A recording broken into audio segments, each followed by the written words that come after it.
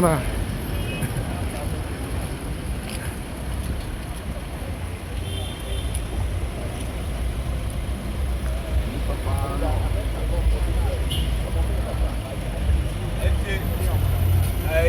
The apartment here. Okay. They say wafa lawyer and a lawyer naba best say yen said that. Okay. And the apartment here of October. Okay. Right, abusuan for me chiachi obi a e obi akwaba e de baba Grace TV so did say twedi ampo nyanko pa abusuan obi a ho ye wo hwe ba bi egina sabri a aha e ye Kumasi High Court ya e wo Kumasi Asante Mantem na yin na enim se ene dai e ye bronya echi busome nson nde to so aduonu nson ewa afim pimienu ade aduonu nsia 27th of July 2026 na na enim se samudua ebeba court efa sampans nsem contempt ya na samba jafla ya otosumenu sampa man abe site no se contempt ya cheno esan se waye na ho man hene ewa abra oni man hene wo bra mu amamre ene amane mi se de se na fata na ebusia ye di mu komo bebre ene ye ba bedu court ase obeka ya ansa kwa na ye ba be pie mo hane de etwa to aye bae no ana be pie mo court se mo afọ ya otiadwam kan se omonsa kankrata bi ya nkata nyina ne se somebody had a petition akoma Chief Justice say onye safe ewo Kumasi and as Asante Mantem administrative Ashanti region sanso na akọ ahafo Mantem no mu a wonso onye safe wo it was court say court enyi asem no emfam free Asante Mantem mu ha afa oyifre amon san fa nkọ ahafo Mantem mu on fa nkọ Mantem awodo aka apart from and as eyi Asante Mantem ya ahafo Mantem for 14 regions aka no wetimi dia call be bia eti da ibehie mu ano temu afọ ka say enam say somebody petition akoma Chief Justice nti ono temu afọ wontimi nka ho hwe kopim say Chief Justice edit directive ebeba te omu nyanti Chief Justice ka wontimi nka ho hwe nyame adom eno achi be say na miensa achi na ye te Chief Justice nka na asema Chief Justice ka ya chesa modu yana say ontimi nyintu ema ne kwan ema na koma so ade se yenyi asem mfa Asante Mantem a ya miensa nkwa hafo ye fa nkwa bi asesunyane o setachima yo se miamia wo ko foru di akwa ye mfa nkwa no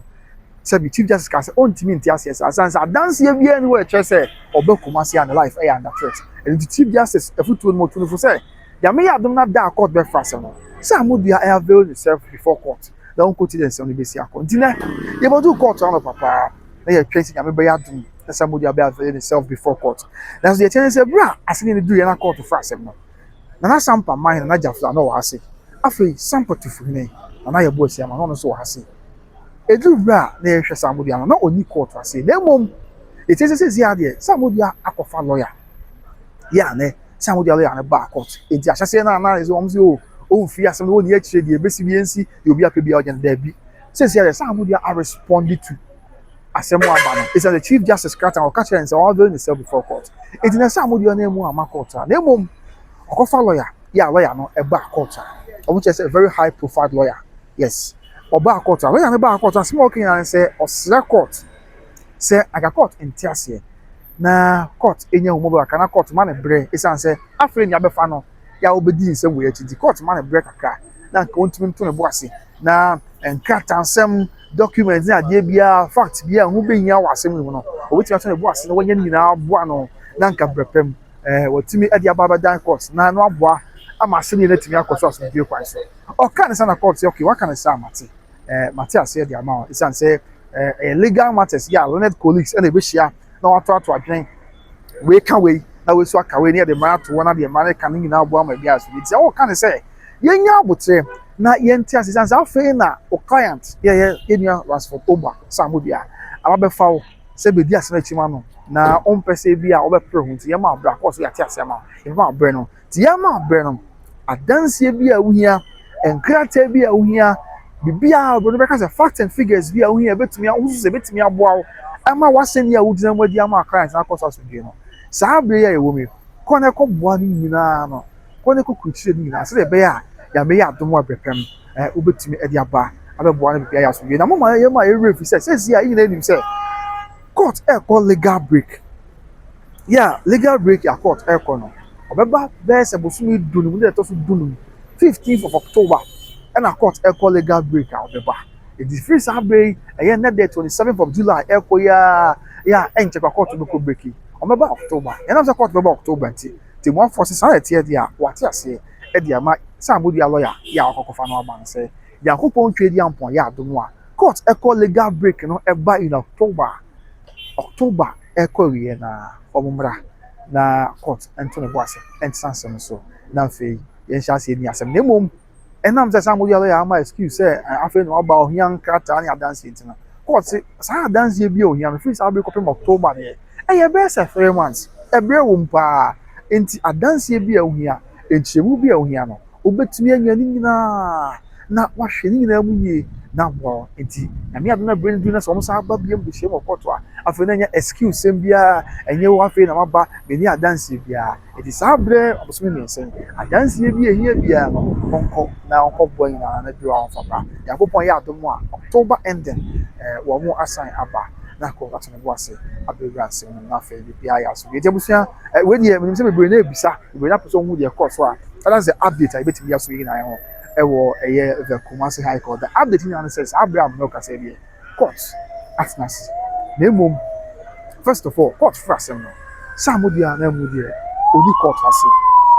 but on sa say na bebre say o on ko ba bia de ebesi bia nsi obi antimi nya hwe na chese asem na nko ba bia oma wa ma obi antimi nya hwe ono a de ne ho de open obeye ne ade ansem bebre na amanfo kan ya yi na etiti bia na yedi munche muni mama le boso mo sabre the update about betoja na yedi sumi na ho say ankwesa after chief justice etu samodi afo say ebe ya o make appearance e wo court e bra ne kata o de bra no yi na no say ontimi ntiase nya se no fi Kumasi envama no ontimi nyi fi afa ko be front chief justice futu o ka chere say ebe ya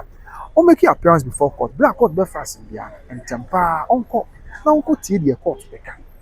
in the interest of fairness in the interest of justice and in the interest of the betterment of mother guarantee onko nkuti asema yes somebody had your sia yo na yemo na baso tie chief justice asema waka amane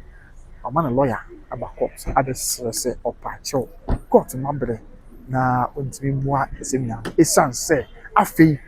na waba afi na wafa lawyer foforo na waba nti afi lawyer nso aba on se ne ntiaseum lawyer na ba bi kwa and we also go through cutting and we not was shape okay say be do one as a court for seven no be case because this is another flat na be na court wa that's okay and say somebody approach na so wahene e wa bra wanya wahene no ye baako afi another flat say somebody nam so wanya hene because of say some crata mu na na jafa na diwo say sampa man gazette and no kodan chen amamre ni amane mu so ono and I was trying to trade you. I said, okay, a chieftaincy act now. A chief is a person who hails from the royal family and has been duly nominated and has undergone all the customary processes and man no ebey or hints that one many city. Another fact say, on now share the chieftaincy at the mamre no America if a mamre ho. On now go to the mo atenkuya you know sampa. Atenkuya you know sampa. Mr. Me can yes something in the sea na jafa sampa na debi. Say the you na jafa chin na check court say arbitration course, customary arbitration,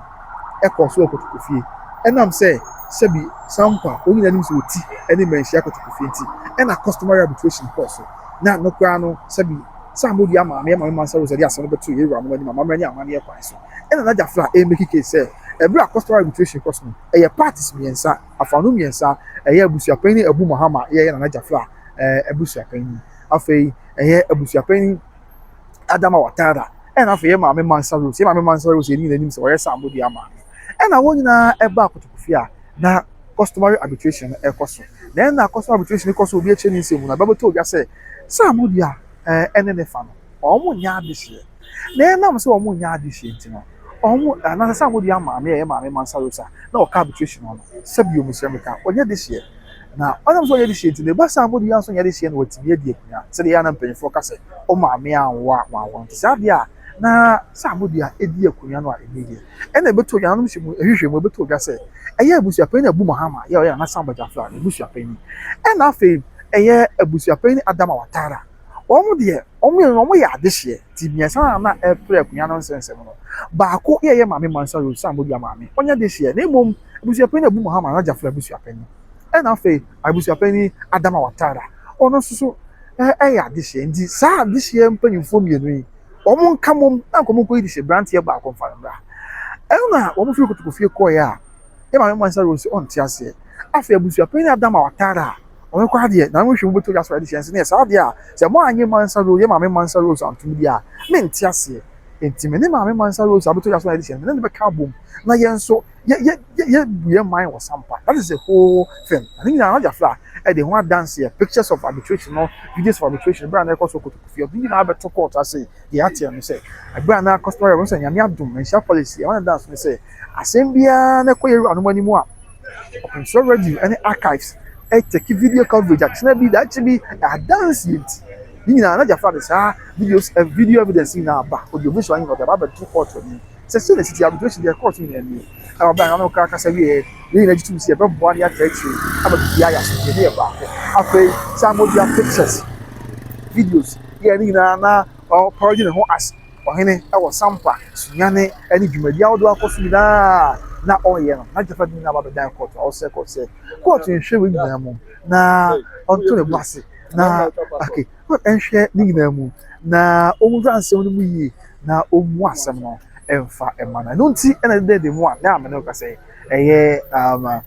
ye ba court somebody else lawyer ababe court say o se court nya bo se kakra na o ma ne bre na nchi mu bia se fata court be nya no onko to ne bo ase na onko compile all the facts onko compile all the details bia na on family court what ase amana na mmom ena mo se court ko break it no court what ase it this court ko break na wi aba ansana court ko break wi na oba wotimi atombo ase na wahwensem legal break ne be koso ya me adoma on be resume on the 15th of October and nyakopo adoma after 15th of October they call the ending of October and the yan ntia se nyame adoma court be san ba na wabetina nsem so na wadon nsem mu so amapia enso so ayas nti we de kakra ye na ebedi nsem echi e wo Kumasi High Court be so but the key points is somebody an no be court ase but after some amount na teacher for see o ma enko ba bia ne ade obi antimi nya hwe na ban na aba ne ade no after the say there be emra wa ha for chief justice and director say on make appearance e wo court say be bua ma ye man ye mra ya mamra ne amane kabame kabi no e betime tu enti watie chief justice futu ye ne wa ma ne lawyer aba be sina man e wo ase no abesre say onto no boase court onto no boase naka on hwehwe nsem ni na mu bi na afia danse bia ne ade be nya bia no odini na mu suko Africa odini na mu suko bia nyame adomwa wati ase na wabanti interesting times ahead this year 3 months achi na ebe san abaye bompa ise nyakopon se wonom ye nkwa ene ahoten na nyame ya adomwa yetin aba beti achi this year the argument na somebody make say wonye save Kumasi ano this year no de em so what they atonche wati ase se be we save ha because serious is quite chance wonya videos bi in that lecture na teachers say come on wonya videos bi yeah videos near Kumasi the chair ya peace court complex building hall Brana Mandamus application ne koso na the two between the original House of Chiefs and after the national Jafla now also the court and share the original House of Chiefs no find a chief test declaration from the office of the Kumasi no ye name that some na emphasize amodia but somebody about catch your court say o person obe ka asem no na obe an interested party to the matter say be ya ozo be dia say be ka asem no bi sanse o gidie say asem na e koso na temu obi a court be bu bia no e benya nsunsuanso so na saa da na oba court no ehun say na the chief for na di na chi yes so on mpanifo bi kana ho na omo tiatem so na blow be ma wo hemfa ne ade the chief just catch say but say nim say ye hu video evidence adanse a wo do be bra obedi nsem bi achi e Kumasi court ase but sanse ma obedi achi Kumasi court ano obi anya wo hwe obi anti obi anka exactly dia na say wantimi ankyere mu yie anti omo ese o e bi chief justice obi na fda bi no one can influence the chief justice na mom chief justice say and okwe itimi gi asem ka say itimi ka say asem o bi edi no okwe we so ye ndi no wa yefa ko ba before but no what say bia ye nti a wo say ye nyifiri an e bia Kumasi High Court fa asem yi wo yi e bia Kumasi High Court asem ka aho de no so mo hwe na eduru saa e bia saa bre kwan sem ogu Kumasi High Court ano ye nya atemwafo aye e betime nya bre di asem no e bia Suman High Court kwan da ho say ye nyifiri because of say bre ebeboa and afa e bia ha Kumasi High Court aye occupied atemwafo ene facilities e wo ha say ni ade ni na occupied it mi jitum sa na yi de free wono e de call afa asem bi wo ha ye hwe say the asem sitie ni ade I the nature of asem no I bia court we ntimi ye fa court bi ye won anim chance a court na de call ni akwaputi e na afa in the same way the yes be also come say I continue the mom or just say only save her because of say e be an life e under threat so be come say the life e under threat e be any people be na bone e people be na be show mun sem anya nioma ensem fatane ade e no let you just catch and say when to me enya egina so ye when to me amfa nchire mu odun amache or chief justice the entia waka say obe come say we save it is hard here ontimi ntu enya se mun fa fiase ti yakopon ya adomo a na make say nyame no me kwan ya October ending ye be sign aba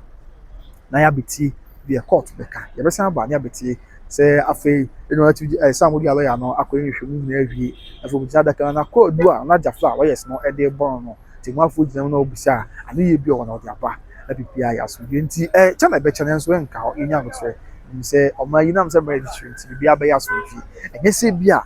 ye ne ebu ne person ho chiro de bi da de bia me kan ma chem nemo say be ye be boa na oma ya so nti aba na oma letimi akwa anim na ma puntu ene kan kwa but ne ye abra ye di nsem we echi no ma ye remfi say bra jama enough DC sampa DC or on call public accounts committee so be won say 720 million 72,000 cedis e wo ahinse me nti na yi na ye bon price na menya antom na bibia anya asophi ina ya yakopon nya be na ye mo bibia anya pepepe na kaya ye se ni ye mfa nya akwan wo sampa ye fa nsi school down wo sampa ni nya no tom na bibia anya ye fa me dwuma ni nya no wo sampa ni bibia anya so ye ti be dan sa o jibre na hwe me from Kumasi High Court within the community because wa e hwe by grace if say one pa bibre yeah the best one ne wo kai say obi to the enterprise o Kumasi South Central Junction eso ya no patari papa ni pefu da paria obi to the enterprise o Kumasi South Central Junction no muntu na mo no bibia enkoye informa office so kai say ton fie e wo atwema ya be e 4-bedroom house ba ko ye master bedroom and a third account e single room self content mi so unya fie o Kumasi na opa tutumika ko atwema ya be ye ton fie o ye 4-bedroom house fie ni kama bia de na kwem office of life Prempeh Nigeria or corner I just can't be destroyed ti ye no muntu na mo no bibia ankoye informa e brepam ye be shia Kumasi High Court na bia ma no be e bro ko so help by Christ nyame kan makra bye bye.